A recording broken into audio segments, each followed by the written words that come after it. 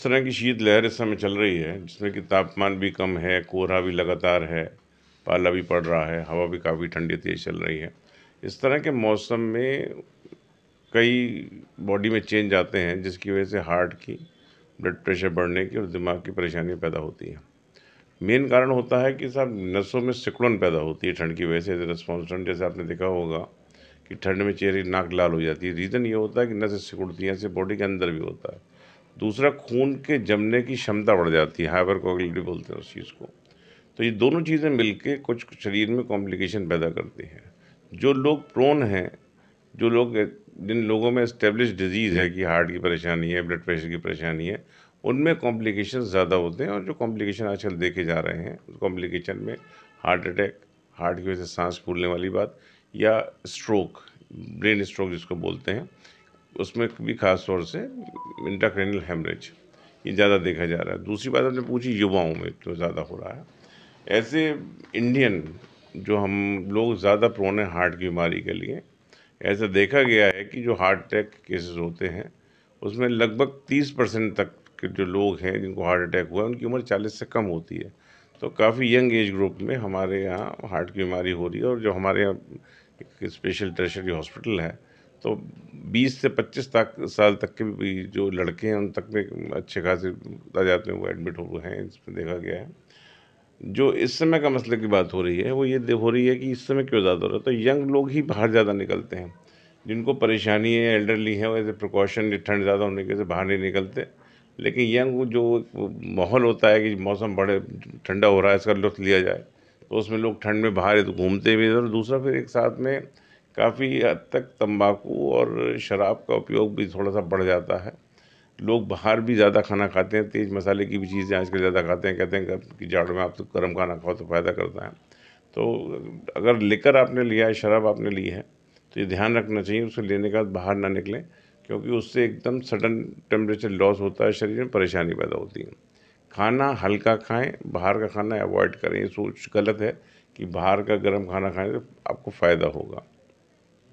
उससे इम्पॉर्टेंट चीज़ है कि जो अगर आपको कोई परेशानी किसी भी किस्म की, आप किसी भी एज ग्रुप के हैं, तो आपको अपने डॉक्टर को ज़रूर दिखाना चाहिए। अगर आपको ब्लड प्रेशर है तो अपनी दवा को फिर से एक बार रिव्यू करवाएं। हार्ट की किसी को परेशानी है उसके लिए रिव्यू करवाएं। शुगर की कोई परेशानी है तो उसके लिए रिव्यू करवाएं। धूम्रपान घातक है, इसमें कोई शक नहीं है, बंद होना चाहिए।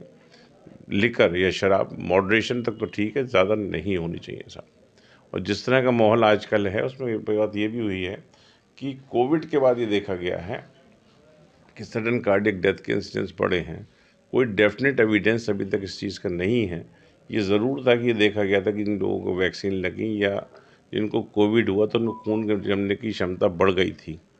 लेकिन उतने देर तक इसका असर रहेगा इस बात का कोई डेफिनेट एविडेंस नहीं है। लेकिन ये ज़रूर देखा गया है कि आजकल sudden cardiac death in youngs पहले के मुकाबले बढ़ा है। हर चीज़ की एक विंडो पीरियड होती है, जैसे स्ट्रोक वाली बात हो रही थी, हार्ट अटैक वाली बात हो रही थी। तो हार्ट अटैक में जितनी जल्दी नस को खोल दिया जाएगा उतना कम डैमेज होगा, उतना कम कॉम्प्लिकेशंस होंगे। शुरुआती स्टेज जो होती है इस तरह की बीमारियों की, वो सबसे इंपॉर्टेंट होती है ट्रीटमेंट। जैसे हार्ट का अटैक है, फर्स्ट आवर को गोल्डन आवर बोलते हैं। उसका कारण यही है कि जो जिसने फर्स्ट आवर ठीक से निकाल लिया वो बच गया। तो उस समय अगर आप ठीक स्टेप ले लेते हैं तो उसका एडवांटेज लॉन्ग टर्म बहुत ज़्यादा होता है। दूसरी बात जब कहते हैं और बाकी क्या कर सकते हैं, जैसे मान लीजिए किसी को सीने में दर्द हो रहा है, पसीना आ रहा है, घबराहट हो रही है, जो कि लक्षण है कि प्रोलॉन्ग चेस्ट डिस्कम्फर्ट, सीने में भारीपन होना, दोनों हाथों में होना, जौ तक होना, नीचे जबड़े तक होना या बैक तक जाना, पसीना आना, एकदम ये लगना सेंस ऑफ इम्पेंडिंग डेथ की एकदम खतरा है। अगर इस तरह का कुछ हो रहा है तो ये लक्षण हार्ट अटैक के हैं। अगर इस तरह की कोई बात हुई है तो एक डिस्प्रिन की गोली अक्सर घरों में रहती है, नहीं है तो रखना चाहिए। उसको सिर्फ चबा लें, ये भी नहीं पानी वानी से खाएं। तो एक बहुत बड़ा बेनिफिट ये देखा गया है, सिर्फ ये स्टेप लेने से लगभग 11 से 15% पेशेंट सेव होगा सिर्फ इसी दवा से। तो एक बहुत इंपॉर्टेंट चीज़ है। दूसरा जो मैंने बोला कि अपने घर में इन्फॉर्म किसी को रखें, और जो दूसरा सदस्य है उसके लिए ये बनती जिम्मेदारी कि समय वेस्ट करने की, किसी को कॉल करे, किसी को दिखाने ओपीडी में ले जाए, घर पे ले जाए या किसी को बुला लाए, सीधे नियर बाई हॉस्पिटल जहाँ पे जो इक्विप्ड हॉस्पिटल है, जहाँ सारी बीमारियों का, इस तरह की बीमारियों का इलाज होने के उपकरण और डॉक्टर अवेलेबल है, सीधे वहाँ लेके जाएँ। और वहाँ पर क्योंकि जितना अर्ली आप पहुँचेंगे उतना बेनिफिट होगा आपको।